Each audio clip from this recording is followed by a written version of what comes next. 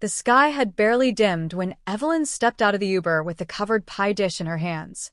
Her heels clicked against the driveway bricks, the sounds echoing as laughter erupted from inside the sprawling house, her childhood home, though it hadn't felt like home in years. It was the annual family reunion, the one she used to help organize before her father told her she wasn't really part of the family anymore. Still, she had come.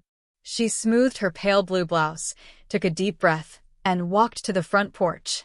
As she reached for the doorknob, the door cracked open. Her stepmother stood there, face painted in forced delight. "Oh," she said, eyes grazing Evelyn like a stranger. "You're early." "I'm on time," Evelyn replied gently. "Dinner starts at 7. The woman leaned her head back and called out, "She's here," and then turned back to Evelyn with a cool smile. "Why don't you wait outside for a few minutes? The seating isn't ready yet." Evelyn blinked. "Wait outside." "It's not personal, honey," her stepmother said, tilting her head. "It's just, there's limited space inside, and the kids and the immediate family are already at the table. You understand." Before Evelyn could answer, the door clicked shut. She stood there, pie in hand, alone. Inside, voices were rising with cheer. Silverware clinked. Her younger cousins were laughing, probably over some inside joke.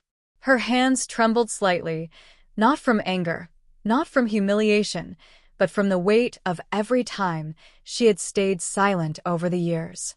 Every time she'd let herself be treated like a stray shadow in her own bloodline. She turned, walked back down the stairs, and sat quietly on the wooden bench near the driveway, her hands neatly folded over the pie. A few minutes passed. Then a low rumble pierced the evening. A long black SUV pulled in, windows tinted. The driver stepped out and opened the back door. Evelyn rose slowly, brushing her hair behind her ear. From the SUV, a man stepped out in a crisp navy suit. Broad-shouldered, calm, with sharp features softened by a kind gaze. He spotted her and smiled. "I'm not late, am I?" he asked. Evelyn's voice softened. "Right on time." He reached her and held her hand gently. "Are you ready for this?" She hesitated, then nodded. "Let's go inside." They walked up the steps together. When her stepmother opened the door again, her smile evaporated. I didn't know you were bringing someone," she stammered, eyes trailing from the man's expensive shoes to the luxury watch on his wrist. Before she could stop them, Evelyn and the man walked inside. The room fell still. Dozens of relatives packed at the long table stopped mid-conversation. Some with forks halfway to their mouths, others mid-sip. Evelyn's father stood at the head of the table, glass in hand, halfway through a toast. He glanced at her, scowled. "Didn't we ask you to wait outside?" She opened her mouth, but the man beside her cleared his throat and stepped forward. "I don't believe we've met," he said calmly, offering a hand. "I'm Christopher Langston, Evelyn's husband." Gasps rippled across the room. Her father didn't move. "Langston," her uncle repeated, eyes widening. "As in Langston Tech?" Christopher nodded. "That's right." He turned toward Evelyn's father, who hadn't taken the handshake. "We just got back from our 3rd charity project in Malawi. I told Evelyn we'd come, even if it meant arriving late. She was worried about making a good impression. Guess she had nothing to worry about." Her father's fingers clenched the wine glass. His jaw twitched. Evelyn finally spoke, her voice warm but unshaken. "I brought your favorite, Dad. Blueberry peach pie. I baked it myself." Her father said nothing. Christopher placed a hand gently on her back. "I don't mean to intrude, but Evelyn has always spoken so highly of this family. She thought it was time I met them properly." The silence became unbearable. Then her grandmother, seated in the corner with a soft shawl over her shoulders, rose slowly. "There's an empty seat beside me, child. Come sit." Evelyn walked over, her hand still trembling slightly from the chill of the rejection, but her posture tall and graceful.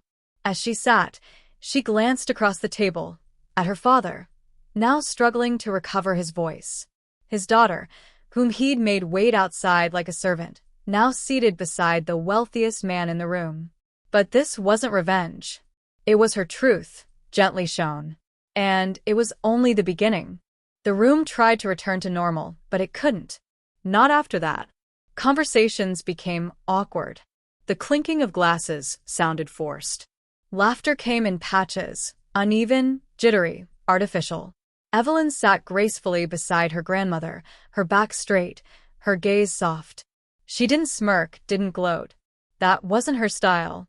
Christopher leaned slightly closer and whispered, "You okay?" She nodded, though her breath caught in her chest. "I've waited my whole life to be seen, not paraded." He smiled gently. "Then let them see the real you." Across the table, her stepmother nudged her father. "Say something." He cleared his throat, raised his glass with a faint tremble. "To Evelyn and her husband. May they continue their success." A few raised their glasses. Most didn't. The toast died midair. That's when her cousin Lauren, always smug, always in competition, smirked and said loudly, "I didn't even know Evelyn was dating someone, let alone married a billionaire." What?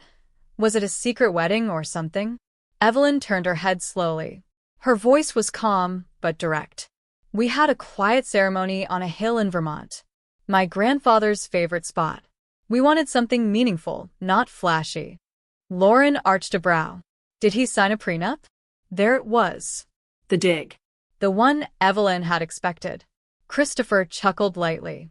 "I asked for one." She refused to even look at it. That silenced Lauren. Her uncle Martin leaned in. "Langston Tech, you say? You're not the guy who turned down the White House advisory offer last year, are you?" "I am," Christopher said, sipping his water. "Public office isn't really my thing. Too many dinners like this."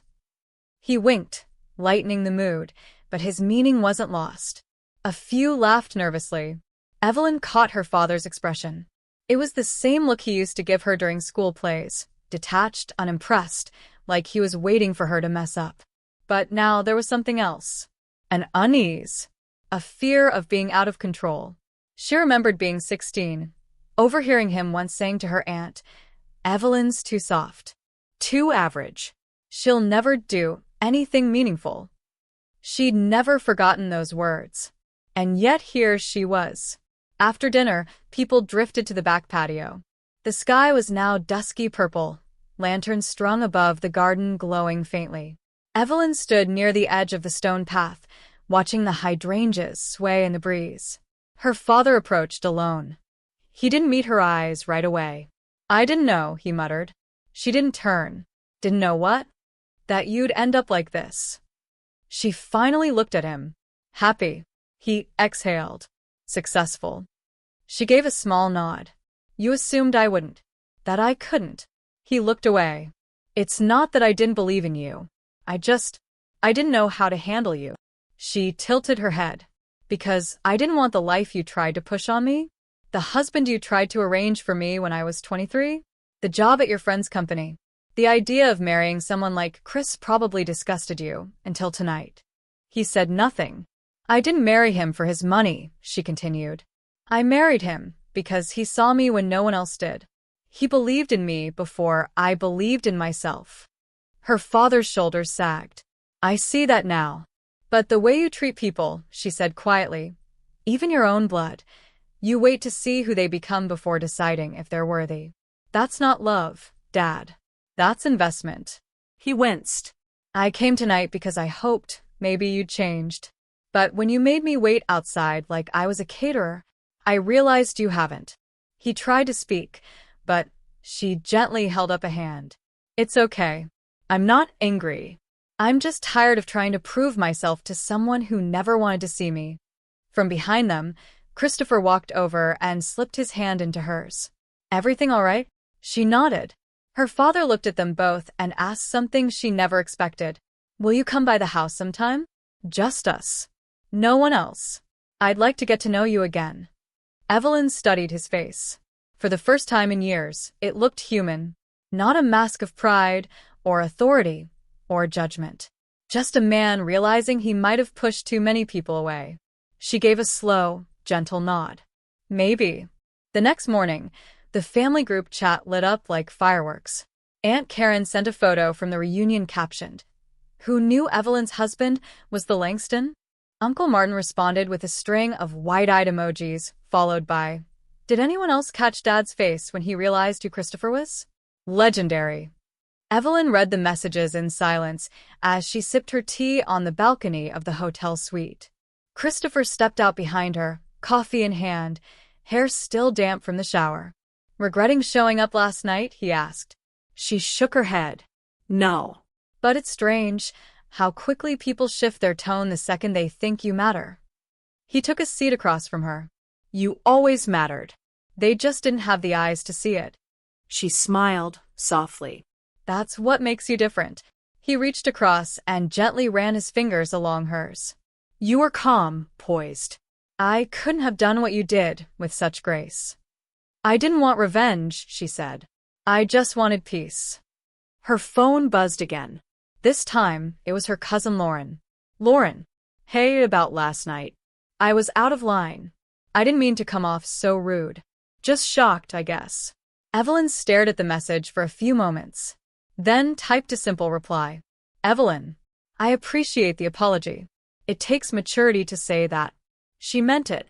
Later that day, as she and Christopher walked into the city for lunch, her phone rang. Unknown number. She hesitated. Picked up. "Evelyn." The voice was dry, raspy. "Grandma?" There was a soft chuckle. "Still recognize your old woman?" She laughed. "Of course I do. I want to see you. Alone. Before you leave town." Evelyn paused, glancing at Christopher. "Of course." An hour later, she walked through the creaky front gate of her grandmother's old house. Nothing had changed. The rose bushes still flanked the porch. The screen door still whined when opened. Her grandmother sat by the window, a crocheted blanket on her lap, and a photo album open beside her. "I want to show you something," she said as Evelyn hugged her gently and sat down. The old woman flipped the album. Inside were pages of photos Evelyn hadn't seen in years. Photos of her as a child, as a teen, and then an envelope tucked behind one of the pages. "What's this?" Evelyn asked. "Something I held onto, just in case." She opened the envelope. Inside were two things: a newspaper clipping with a headline, "Local Artist Donates 1,000 Meals from Charity Show," and a handwritten letter. The article was about Evelyn's art fundraiser from years ago. She'd nearly forgotten it. The letter was from her grandfather. "To whoever reads this after I'm gone," it began, "I want you to know that Evelyn is special. Not for her money. Not for her degrees. For her soul. She has a kindness that this family often mistakes for weakness. But they're wrong. Kindness is the truest form of strength." Evelyn's throat tightened. "I always believed she'd grow into someone powerful, not loud, not ruthless, but powerful in the way soft rains carve canyons. If this letter reaches her, tell her I saw her. I always saw her." Her vision blurred as she folded the paper slowly. Her grandmother placed a hand on hers.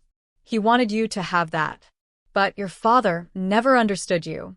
Not the way your grandfather did." Evelyn closed her eyes, letting the ache come, letting it pass. She stood after a while, helped her grandmother to the kitchen and made tea, then cleaned a few shelves, fixed a loose door hinge, and organized her medications. As she left that evening, her grandmother said, "You came when you didn't have to. That's what makes you different from them." Evelyn hugged her tightly, whispering, "I'll always come for you." Outside, as she opened the car door, she saw someone watching from across the street, her father, standing still on the sidewalk, hands in his coat pockets. She didn't move toward him. He didn't wave. But before she got in the car, he mouthed something. "Thank you for not humiliating me." She gave the faintest nod. That was never her goal. And he finally understood that. 2 weeks later, Evelyn stood in front of the same door where she had once been asked to wait outside. This time, she was alone. No chauffeur, no billionaire husband at her side. Just Evelyn, wearing soft beige slacks, hair loosely tied, a simple tote bag over her shoulder. Her father had invited her again. She hadn't said yes or no. But here she was. She pressed the bell. The door opened, and this time, he answered it himself. He looked tired. Not the powerful, commanding man who once ran the entire family dynamic with a single raised brow. Just a man with time on his hands and regret on his face. "Thanks for coming," he said softly. She gave a small nod. "You asked." He stepped aside and she entered. The house felt different now. Not because of the decor, it was all the same. The scent of polished wood, the ticking grandfather clock in the hall, but because something in her had changed. She didn't shrink inside these walls anymore.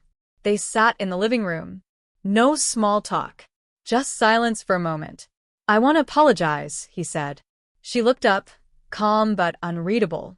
He went on. "For the way I treated you. I used to think strength looked a certain way. Loud. Unapologetic.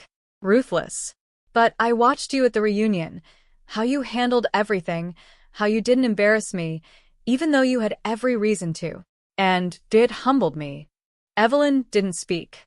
Not out of anger, but to give him the room to continue. "I spent years resenting the parts of you I didn't understand. Your empathy, your choices.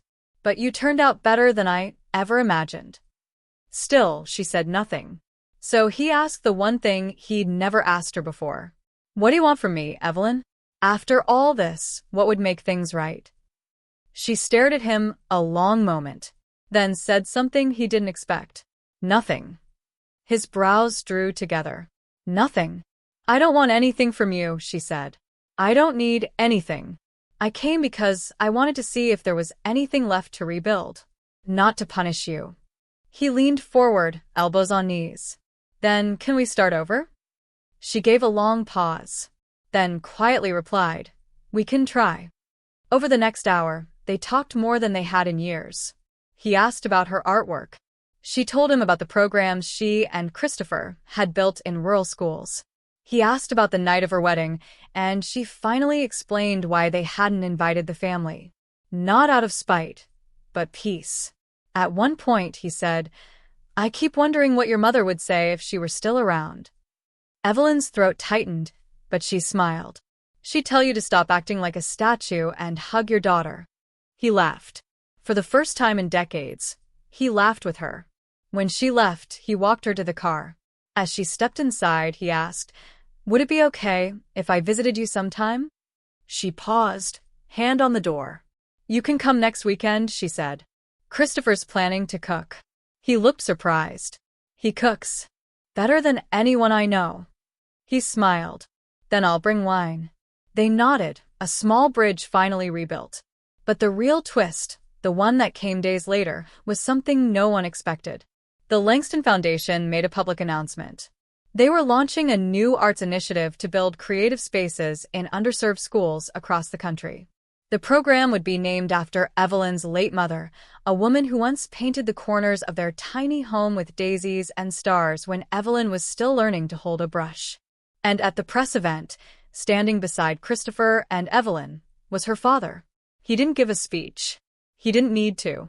But he stood there, hand resting on his daughter's shoulder, silent and still, as the cameras flashed. That night, social media exploded. CEO's wife honors her mother in national art movement. Billionaire couple gives back in the most unexpected way. Father reunites with daughter at heart of national story. But none of that mattered to Evelyn. What mattered came quietly. A letter in the mail from her cousin Lauren. It wasn't long. Just 6 handwritten lines. "Dear Evelyn, I used to think kindness made people weak. But you've shown me otherwise. I hope I can learn from you. Love. Lauren." Evelyn tucked it in her nightstand. Not as a trophy, but as proof that sometimes the softest voices echo the loudest when the world is finally quiet enough to hear. A month later, Evelyn and Christopher hosted a small dinner at their home. No formal invites, no speeches, just warmth, candles, laughter, and the smell of slow-roasted herbs filling the kitchen. Her father arrived quietly. He brought flowers. "Not sure what kind you like," he said awkwardly. She took them with a smile. "These are perfect." As guests trickled in, Lauren, Aunt Karen, even her cousin Ben, who once mocked her art, something felt different. No one looked past her now. No one tried to speak over her. They listened. They asked questions. They saw her. At the table, her father raised a toast to second chances and daughters who lead with grace. This time, every glass lifted. Later that night, Christopher handed Evelyn a small box. She opened it and found a key. "To the new studio," he said. "You're going to change lives there." Tears welled up. Not because of the gift, but because she'd come so far from the girl who once sat outside with a pie in her lap. Evelyn stood on the porch after everyone left, the wind soft against her skin. Behind her, her father stepped out, hands in his pockets. "Thank you," he said again, "for forgiving me." She looked at him gently. "I didn't forgive you because you asked. I forgave you because I needed peace." He nodded, eyes misty. "You've become the strongest person I know." She smiled. "That's because I stopped waiting to be seen and started living like I mattered." And for the first time, he saw her. Fully. Quietly. With pride.